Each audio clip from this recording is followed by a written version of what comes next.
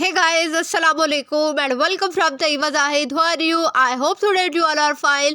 Today in this video, I am going to share with you our word walk. So let's start. I like to walk alone. मुझे तन्हा चलना पसंद है. Let's take a walk together. आओ मिलकर सैर करते हैं. Walking is good exercise. पैदल चलना अच्छी वर्जिश है. I walked to the store today. आज मैं स्टोर पर गई. Don't forget to wear comfortable shoes when you go for a walk. आप जब भी सैर के लिए जाएं तो स्कूल के जूते पहनना ना भूलना. I went for a walk yesterday. मैं कल सैर के लिए गई. He didn't like to walk. उसको पैदल चलना पसंद नहीं था. I couldn't let you walk away. मैं तुम्हें जाने नहीं दे सकती. She rose and tried to walk. वो उठ खड़ी हुई और चलने की कोशिश करने लगी.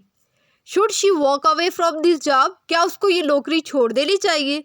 The old man cannot walk without a stick. बूढ़ा आदमी छड़ी के बगैर चल नहीं सकता.